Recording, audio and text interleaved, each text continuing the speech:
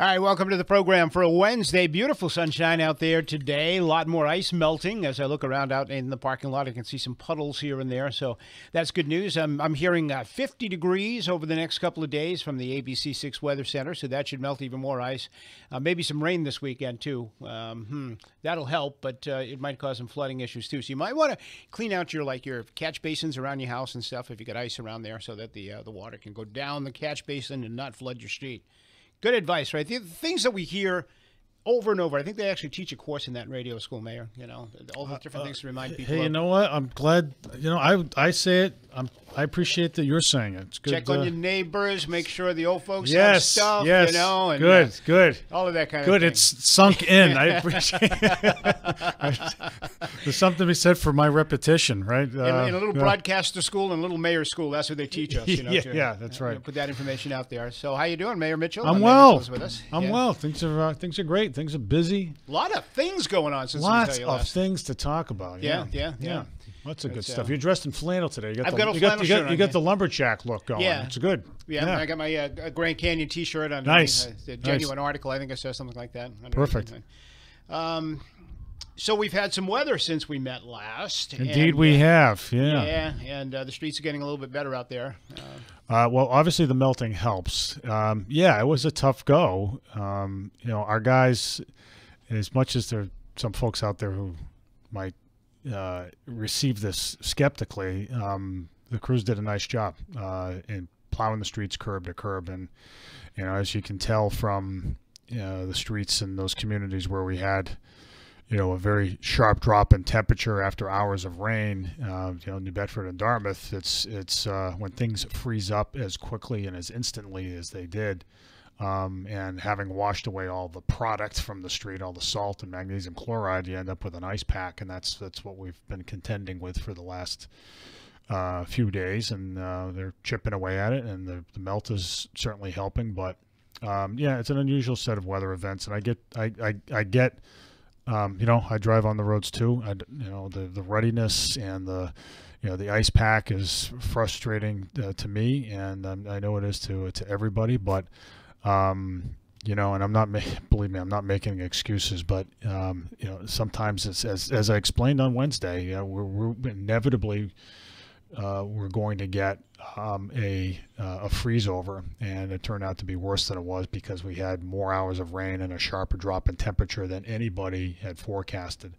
So one might say, well, what are the takeaways from you know, from this? You know, because we have what I ask our guys to do after every major snow event or every major weather event is to do sort of a military style after action review to figure out what they did well and what they could do better. And so one of the things that we're talking about is whether we need more precise forecasts, right? So what we learned was, you know, it was supposed to start snowing somewhere between 3 and 5 o'clock. It didn't start snowing until 10. We got a ton of rain, and then what happened then was we had slush, and before the guys had a chance to plow, the temperature had dropped.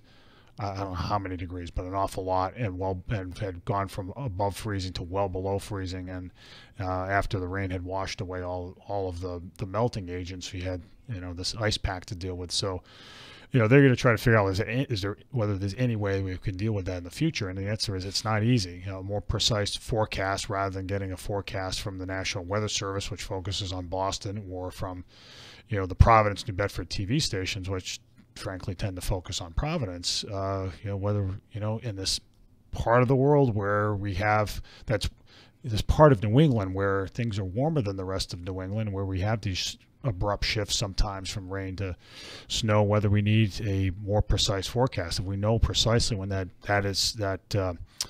shift is going to take place, then, you know, we can adjust when product is put down on the street, when melting agents are put down on the street, and that would make all the difference in the world. You wouldn't, if there had been the melting agent down and it had been dry before it started snowing, you wouldn't work, wouldn't see any of that ice pack out there. How? So anyway, I say all this. Look, it's we work. It's how many dollars worth of product will wash down the drain as a result? Well, of to do the city once over, my understanding is it's a little over $20,000. So we basically just watched 20 grand in product washed. Yeah, we put it down based on what the forecast told us, and the forecasts were way off in terms of when there would be a shift to snow.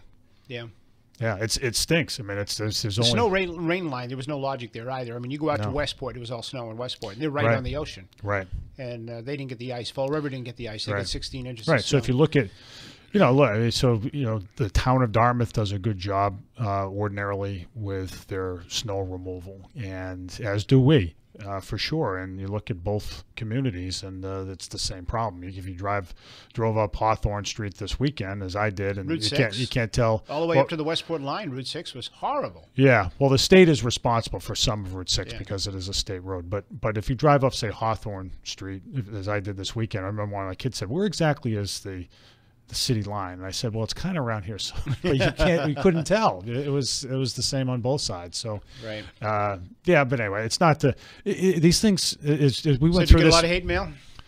Yeah, yeah. But I just want people to know that the guys are working hard at it, and sometimes you and I talked about this last week. There are a lot of variables that have to be considered when you put out product on the street, when you tell the plows to go out, how long they plow, whether there's a parking ban, whether schools. I mean, it has to do not just whether it's snowing and how much, but the timing of it, how high the temperature is, when it's going to drop, and so we do our best, and we'll continue to do our best, and that's again, I'm not offering up excuses. All I'm saying is trying to add a little bit of perspective. Of course, everybody's an expert on this, right? Everybody's an armchair expert. They all know what to do. So in the days following, people were calling me saying they can put those blades right down on the tar and get that ice off of the road. But I mean, why is that not doable? Because you can ruin the blades, and you can ruin things like manhole covers, and it becomes very costly. That's why you can't just go down and scrape the roads. Doesn't happen that way. No, you can't. You can't do it. Right. Yeah. You can damage the equipment. So the parking ban was obviously a lot of cars were towed. Right. A lot of people were ticketed, and people are still not adhering to. Yeah, it seems to happen with the first snowfall of every year. The compliance gets better with every successive snowstorm, but we find that. And as far as first snowstorms go, it was probably better than in past years, but. Yeah, it's uncanny. Every year when we have that first snow, there are a number of people out there who forget about the snow ban. Ever think about a seasonal or maybe just a storm-by-storm ban on parking, period, in certain areas, like where the district, all the 3 tenement district is and all that, just 24 hours, no parking at all on the street.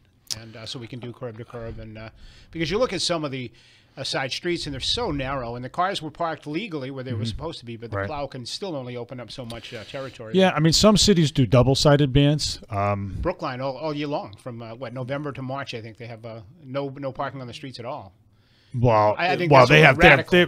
there's some residential parking I think that's in Brookline, radical, but I mean for snow bans, my understanding is that Providence has a double-sided ban. I think it's. Frankly, I think it's just hugely inconvenient for some people. Look, we try to open service. Easier said than done. You wouldn't want you to be shuttled to your house. I wouldn't But I'd either. want my street clean. I'd rather do that than have to put my lawn chairs out there. I mean, you go down Dean Street or whatever, and everybody's furniture's out in the street because they're trying to fight for a parking place. Right. And that's So we haven't done that. We've done that in certain areas on main roads, and we're probably going to add to that list. So we started doing double-sided bans. Was it last year or the year before? Whichever it was. The Avenue has a double-sided ban. The Boulevard has a double-sided ban, at least for part of the way. Parts of County Street, the downtown has a double-sided ban. We'll probably do more of those, so those bigger roads are just much more easily passable. And so we're considering a set of candidates right now.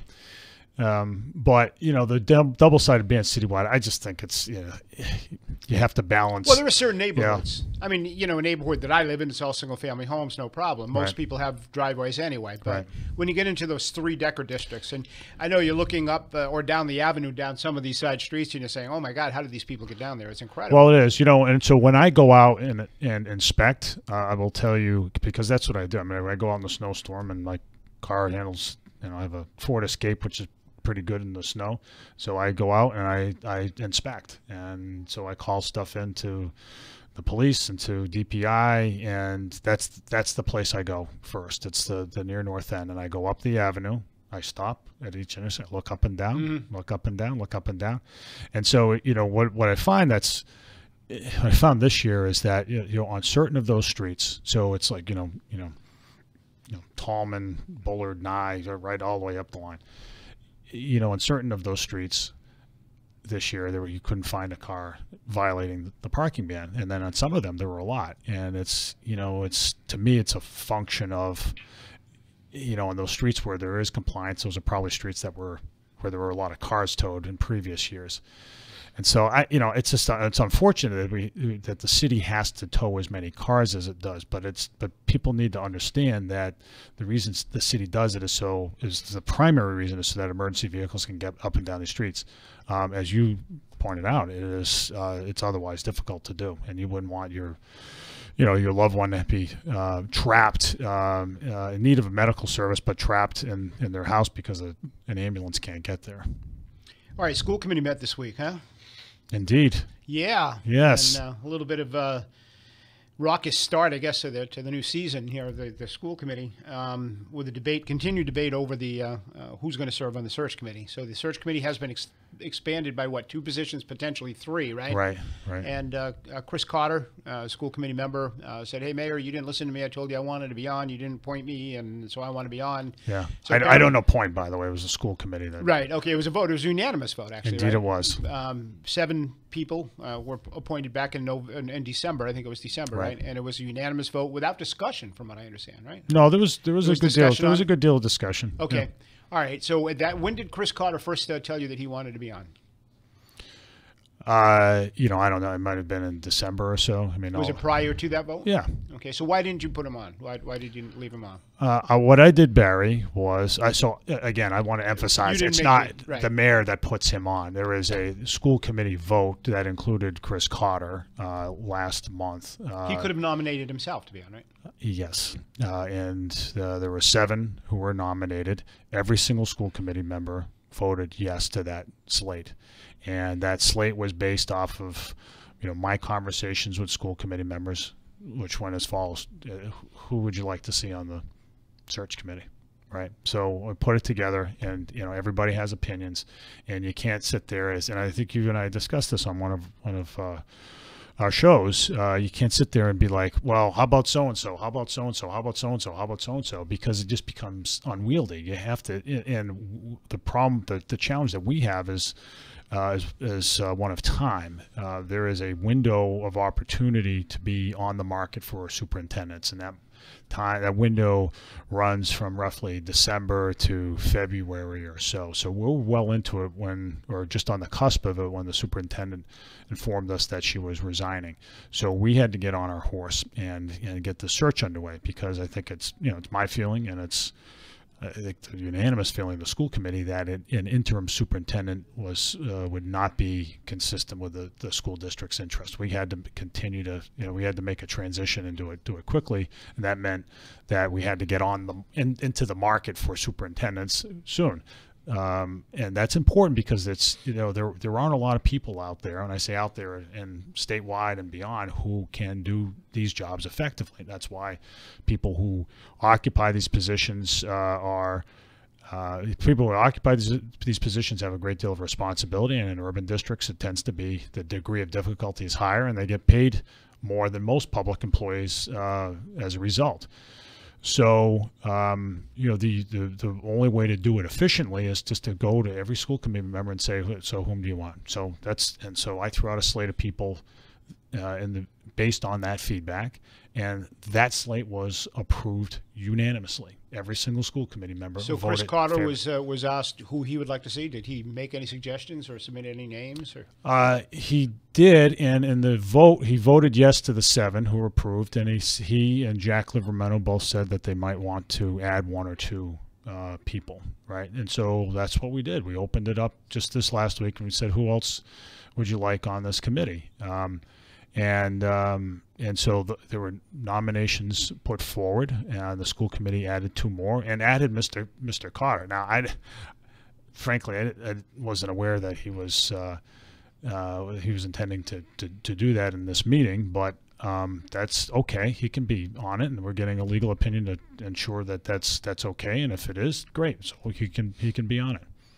All right. So there was no after. But that, the idea that that this is somehow a rigged process is just right. complete nonsense. I mean, we're trying to put together a screening committee that is a fair representation of the community, and that's what it is in every aspect, in terms of racial diversity, in terms of occupational diversity, in terms of experience, in terms of, and the commonality of all the people on the search committee is that they're all credible, honest people who care a lot about New Bedford and New Bedford schools. Well, that's a concern that's being raised too. I mean, a lot of different people, a lot of diversity, and so on and so forth. And Josh Amaral is raising the concern that we just might make this thing too big. And it's very difficult to get everybody's schedules organized.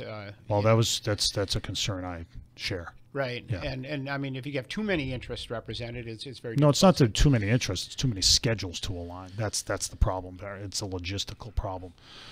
It's easier to schedule 7 people than it is 10 people. Right. It tends to be. Well, he's also concerned that a lot of what we've seen happen this week with Mr. Carter and now Mr. Oliveira saying that this is a stacked deck. These are the people that you wanted. You've already got somebody selected anyway, and this is simply a dog and pony show to get through that process. Josh Amaral is expressing the concern that he's afraid that people are not going to want to apply for this if they see. Nah, that's not what he said. What he was concerned about is, well, you should ask Josh directly, but his concern was a logistical one. Again, it's easier to schedule 7 people than 10, and he also is concerned about Mr. Oliveira's behavior being a reason why people might not want to apply to the district, which is something that concerns me as well.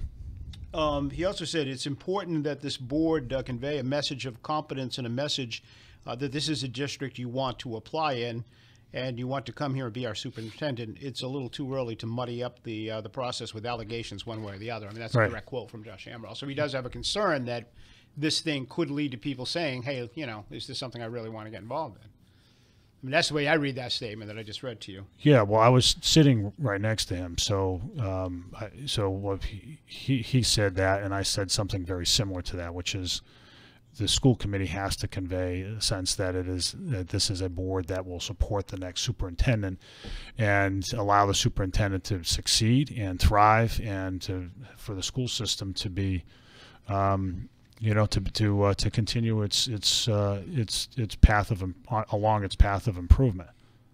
Now, after the meeting was over, there was an executive session at which time the committee voted, my understanding is it voted unanimously to continue the no trespass against John Oliveira. 6-1 with Mr. Oliveira voting no. Yeah. Okay. So what the no trespass means is that he can't go on any school property, and he can't attend committee meetings, subcommittee meetings, without a police escort. But he would be allowed to enter regular meetings. Is that the way? No, the no trespass order says he can't go on school grounds. Period, with one exception, and that is to attend full school committee meetings. Yeah, let me just make something really clear. I mean, this isn't. The school committee made this decision.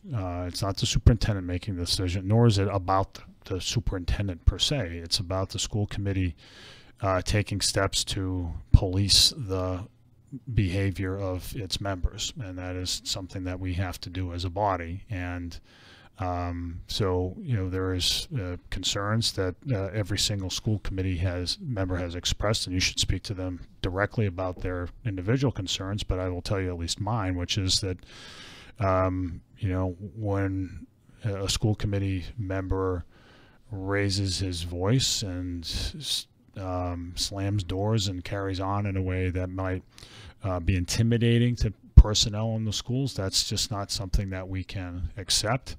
And especially when we ought to be setting an example for the children in the district. We should be holding ourselves to a higher standard. It's hard for us to say that kids shouldn't be carrying on in such fashion in schools if the school committee members themselves can't observe that standard. So that's my concern, and it's not. Look, I mean, he'll have the opportunity to demonstrate that he's owning the problem, and we hope that he does and becomes a fully engaged and productive member of the school committee. When you and I last talked about this, it was right after you had invited him as your guest to the meeting in December. Yes. And he sat in the back and observed while you discussed the search committee. Right. I asked you the following day or 2 days later, I said, should he just simply apologize to everybody and let's move on? And you said, I don't think an apology is necessary. I think let's just get beyond this. So I was under the impression at that point that things had improved, or at least that everybody was ready to accept him in and we were going to go forward into January. Has anything happened since then? I have not seen improvement. And I suggest you talk to every other school committee member about this, but I would, if I could characterize their sentiment, it is exactly the same as mine. There hasn't been, on his part, an ownership of the problem. Has there been any other incidents since then, or have there been any other incidents since then?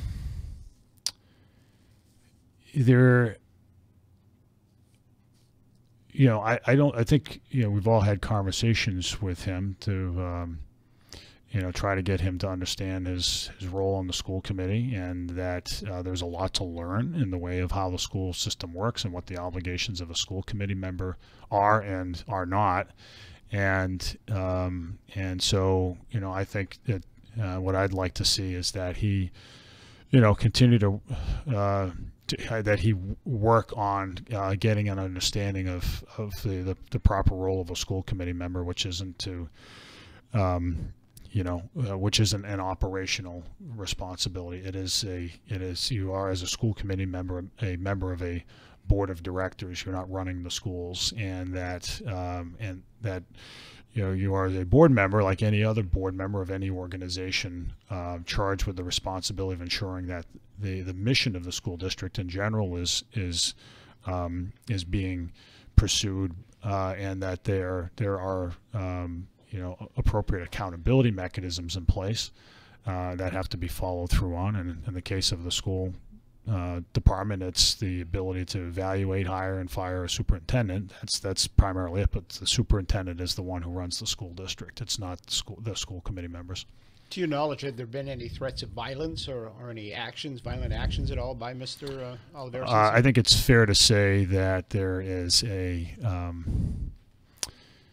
think there's a concern. There is a discernible concern on the part of folks in the front office of the school system that they feel uncomfortable in his presence, given his behavior in their midst back in whenever it was, November.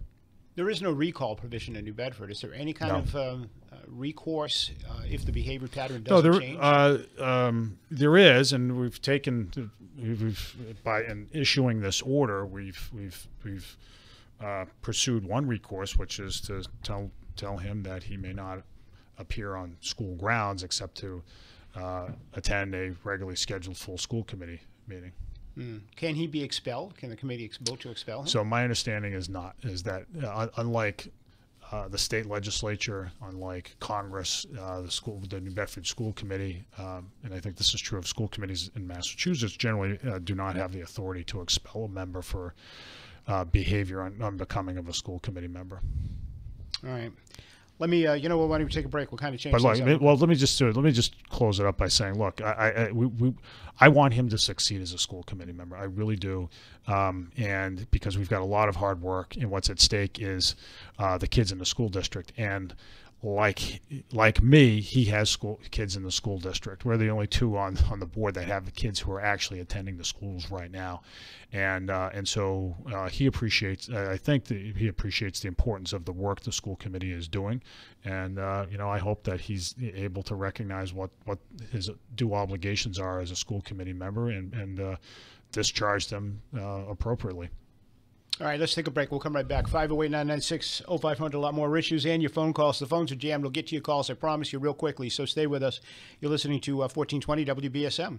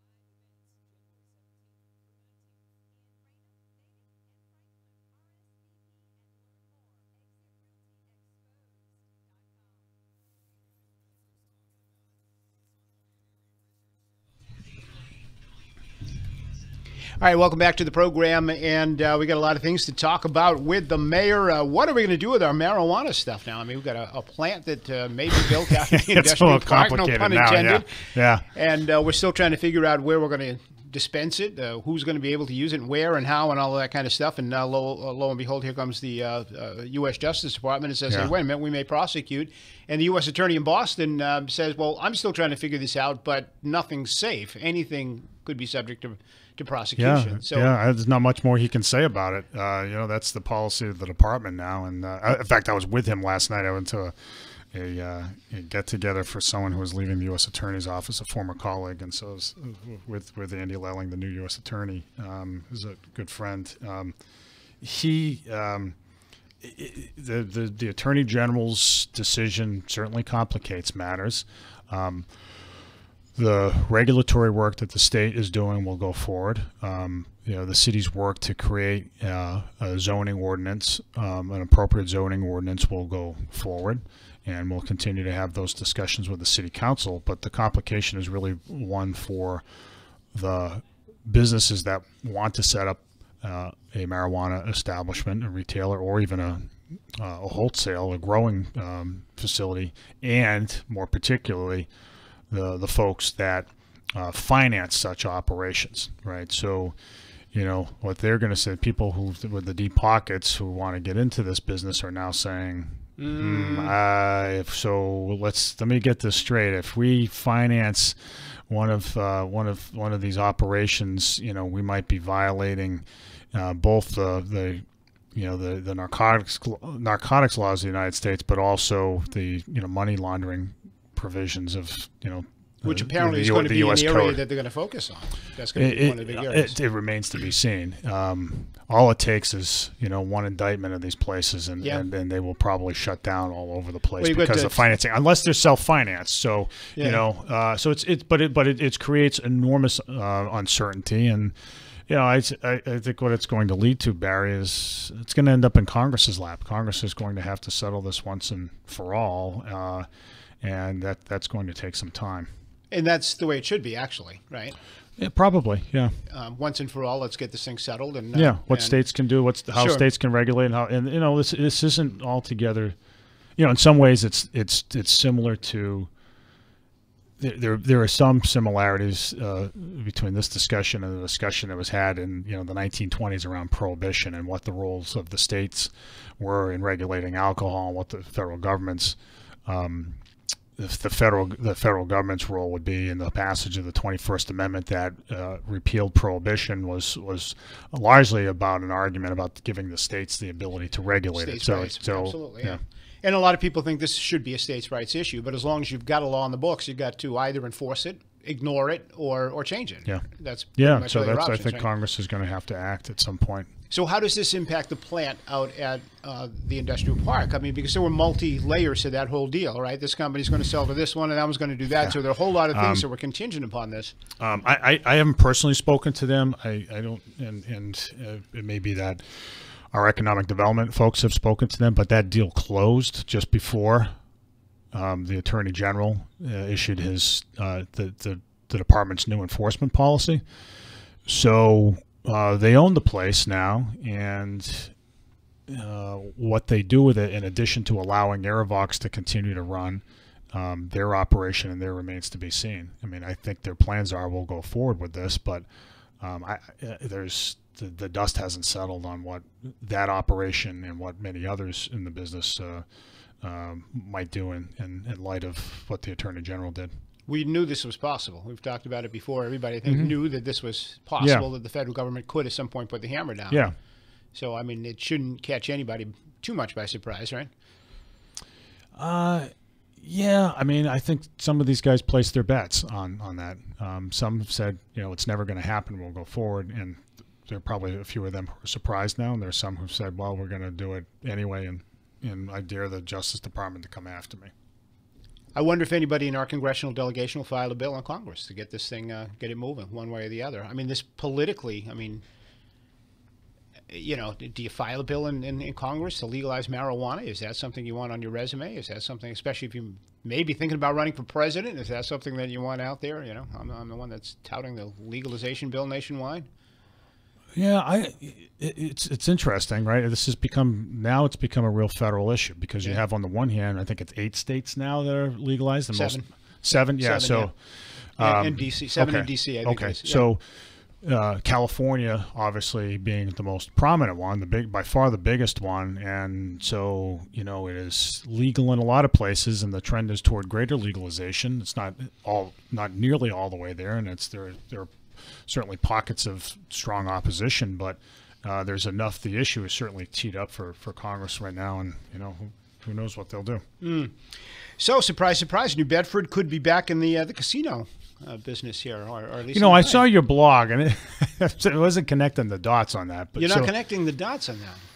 Well, so understand for the audience to understand, because the audience probably don't know what the heck we're talking about. The Supreme Court has apparently decided not to get involved in this case with the Akin and Wampanoag. Right. Which had plans to open a small casino out on the western part of Martha's Vineyard. On the vineyard, yeah. And on tribal land. Yeah, folks, that's in sovereign land. Folks on the vineyard didn't want this to happen. The state wasn't all that happy with it. The Governor Patrick wasn't all happy with it and everything else. So they went to court. And a lower court seemed to side with the Akinna, saying, you get every right to do this. You're a federally recognized tribe. This land is in trust. It's your land. You can do whatever you want.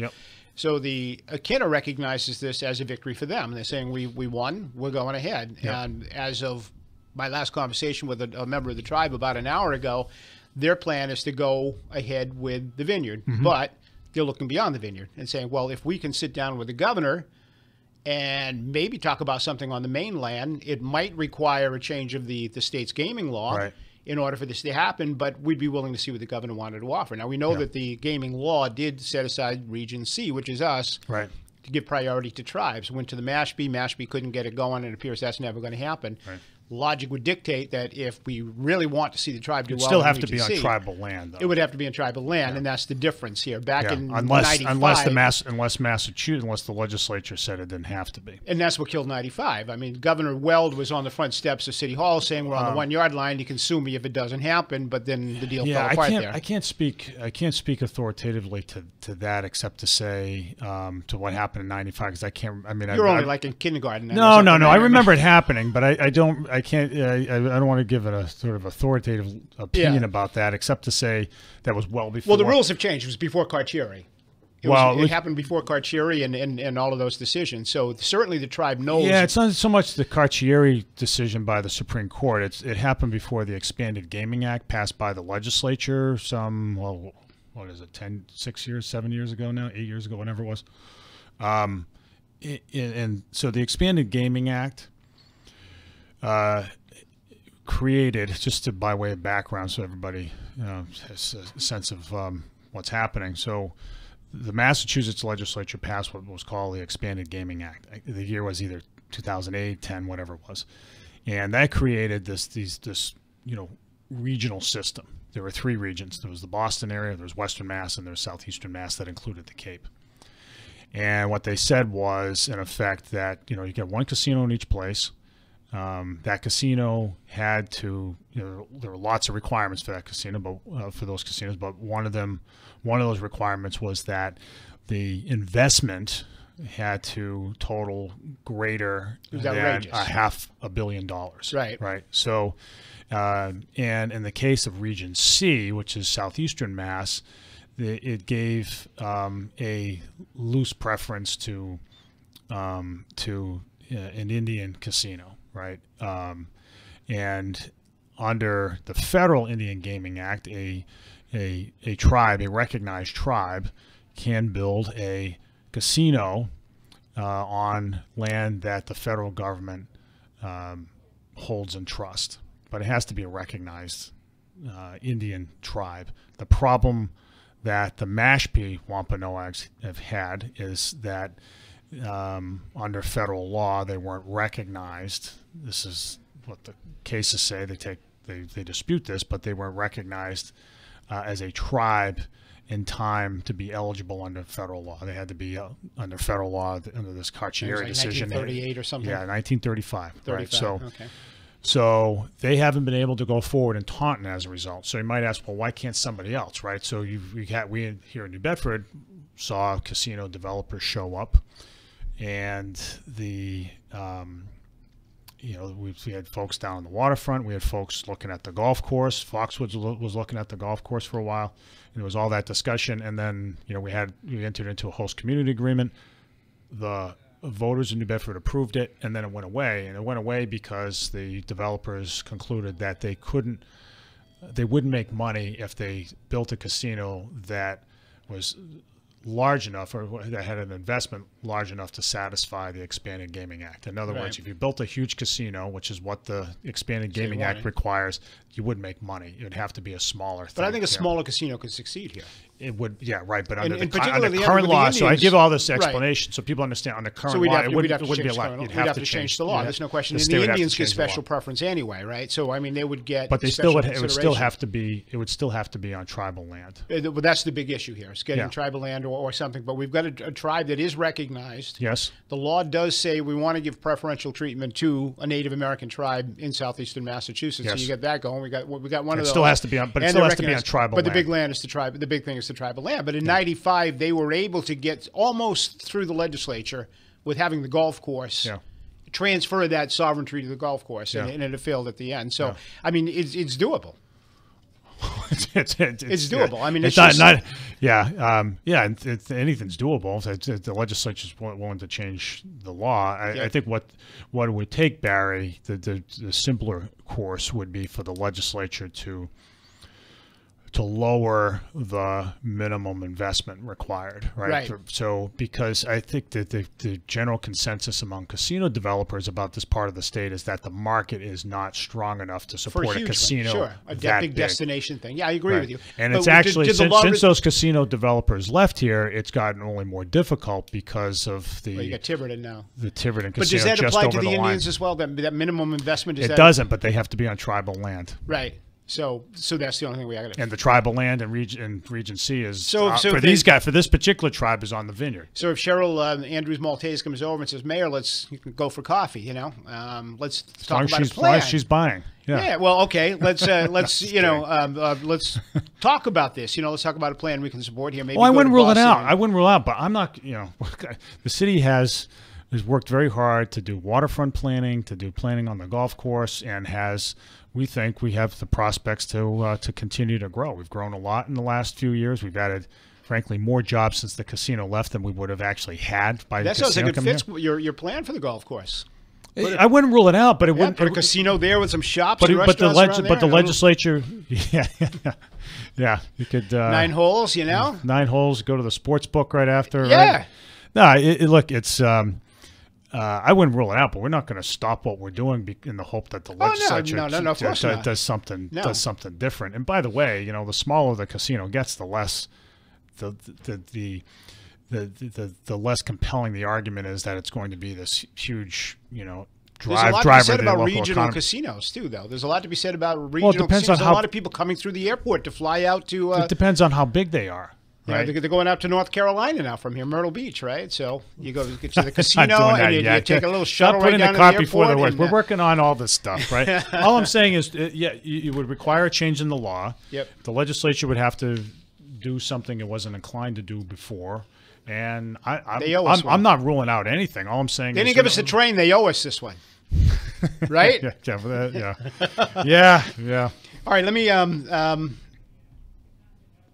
before we what go else to the you have next? I feel like I'm on Firelink today. Do you really? I feel like I'm being quizzed. Yes. What else would you like to talk about? I've had my highlighter. Would you like to talk about horticulture? No, well, we'll leave that one right there. The insurance. Seems as though this whole thing about health insurance for city employees is going to go off to the finance committee, city council. They're going to talk about it. Yeah, and, it should be put up to a vote. The taxpayers of the city deserve this thing to be voted on. And my sense is that the city council is going to do that. And finance committee will have it, yeah. There should be a full airing of these issues because people need to proceed with eyes wide open on this. It is my belief that this is by far the easiest thing that we can be doing to relieve taxpayers of what is an ever-increasing burden on them. And it's not to say that taxes are going to drop tomorrow because this happens, but it puts the city in a position to much better position to control healthcare costs, which are a huge driver of those tax increases over the long run. And people, retirees and current employees need to know what the impact is. And I think given that most of the communities in the state have adopted this rule, and most of them, and the sky didn't fall, including the communities right around here, Fall River, Dartmouth, Fairhaven, and so forth, then we need to take a hard look at it. And, there were no easy choices. Of all the choices, this is probably the easiest one. You've probably seen it about a third of the page, more views in the Standard Times today. Page A5, your view. I'm sure you saw it. Healthcare proposal will not reduce taxes, but will reduce quality of life for city employees. Written by Ward 3 City Councilor Hugh Dunn, who's pretty much accusing you of trying to, quote unquote, balance the budget on the backs of our employees. And he starts out with about 4 or 5 paragraphs talking about all of the heroic police and fire folks that we've had and so on and so forth. And then goes for the jugular. We have an obligation to them in terms of their health care, and suggests, in his opinion, that Chapter 32, Sections 21 and 23, are exactly the wrong thing to do and would enable the mayor to aggressively and essentially unilaterally reduce the health insurance benefits that these first responders now receive. Yeah, well, that's So there's a lot to react to there, but let me say a couple things. So first of all, this doesn't provide the city with any unilateral authority. If the city is pushing too hard for changes, the employees have the ability to go to an arbitrator. It's not just the city that can go to an arbitrator. So it levels the playing field now. Secondly, it is important to me that we provide adequate health care, appropriate and adequate health care to our employees. Our employees, city employees, work hard. They deserve to have health care that works for them and their families. And that's as true. That's true here, but we also know that there are hardworking employees elsewhere whose municipalities, most of them in the state, have actually adopted this provision. But the last thing I'd say is, every time someone stands up, including elected officials, and says, "Don't do this," no. Okay, well, what do you suggest? Are you saying that the city can just grow its way out of it? Well, we're trying to do that, and that's why we're looking at things like developing the golf course and continuing to develop the waterfront, the downtown, and everywhere in between. But at the end of the day, if you look at the numbers, we're not the growth projections are eclipsed by the projections in the escalation of cost of healthcare and pensions and charter schools. They're not keeping up. So the city's tax base grows at best about 2% a year. Even now, as the city is growing in terms of jobs, that's what we're getting, about 2% more. But on the other hand, healthcare costs last year was close to 10%. So that's unsustainable. And so, look, I mean, if your personal salary goes up 2% a year, but your credit card bills are going up by 10% a year, then you're going to have a problem. And that's the same thing here. So, for every public official who says, no, don't do that, well, you as a public official have an obligation to say, tell me, where else should things be cut? And I'm not hearing that. Believe me, if my team and I are missing something here, believe me, I'd be the first one to say, great, we've totally lost. We didn't see that. So let's try something. I just don't see it. Especially we have 40% of the city's budget are schools, and those are budgeted at net school spending, which means that it's at the statutory bare minimum, and everything else is spoken for. So we've literally got 4 minutes. Let me grab it. We've got some folks that have been sitting on the line for an hour and wait. I haven't even plugged in my headphones. All right, so plug in, and we're going to. We're just wiping all the commercials free until the next hour. Well, you're going to hear it from your sponsors. Yeah, Barry. well, you know what? Everybody's riveted to this program right now. So let's get to your calls first. I appreciate you waiting so long. Oh my God, gentlemen! I thought I was going to lose it. Anyway, that's a long time to wait. You're so patient. Okay, well, I want to say two things anyway. Mayor Mitchell, I agree with you on the health care, because I'm a taxpayer and it really hurts, and I think that would help. And second of all, I want to say something about the plowing on Cottage Street is atrocious, and all the catch basins or the sewers, whatever you call it, where the water runs in, we're all jammed. The snow was all jammed in there. Why do the plowers do that? That water has to drain. The puddles were terrible. I mean, huge. And downtown, I was downtown walking by foot, and right near City Hall, in front of that corner where the chapel is, was very, very slippery. I was so afraid I had to come right back home. All right, let me let the mayor answer. Go ahead, Mayor. Yeah, so as far as the catch basins go, I would say this: either call them into DPI, or in lots of cases, people take care of them themselves. And it's not to say that the city doesn't want to do its job. It's, our guys obviously don't try to plow snow into catch basins so to clog them up. There are, in the city, I'm told, about 5,600 catch basins, and so the city cleared. Well, residents have some obligations too. I mean, don't you? Clean the damn catch basin, or shovel out the fire hydrant on your street if it gets plowed in. Yeah, I mean, we need everybody's help when these storms happen. So look, but if there is a big problem, if you see it's a hazard, call it in, and our guys will do their very best to get over and attend to it. All right, you're next on the air with the mayor. Go ahead. Yes, Barry and Ms. Mayor. I wanted to touch on the insurance because I am a retired custodian from the town of Acushnet, and we had adopted the insurance through the arbitrator. I am getting my full pension and my full medical, so it's not going to hurt the retirees. I think all the councils should look at it and look at it well. I hope they're listening. And like I say, the only increases to me were approximately $5 or $10 in the copay, $10 at the most in the copays, which really didn't matter because I'm getting a 15-year pension. And the other thing I wanted to touch on was the snow as well. Mm-hmm. I live one block below Carter Brook School. The plow guys did not plow to the curb. They plowed about 3 feet away from the curb. And I would like to suggest that they, instead of plowing to the right, plow to the left. That way they won't block up the catch basins and the fire hydrants. I'll hang up and listen to let what me. you have I'm going to to let say. you go right there because we got about 30 seconds for the mayor to respond. The way they plow, I mean, is it, I appreciate his perspective on Section 21, Yeah. and I think that's what he said is representative of what other retirees and employees and other municipalities have experienced, which is it didn't turn out to be that big of a change at all for them, but it was a way for a municipality to get its arms around escalating healthcare costs. As far as the plowing goes, when we plow, I mean, as you know, the snow ban directs people to park on the other side of the street from the fire hydrant, so that they have to plow in the direction of the fire hydrants. All right, Mayor, a busy hour. I got Indeed, another it's stack all if done. you want to stay around for an hour. I got more to go here. No, You can submit the questions in writing. there you go. Thanks, Mayor. Appreciate it. We'll see you next week. Right now, it is time for the news. Stay around. You're listening to 1420 WBSM New Bedford.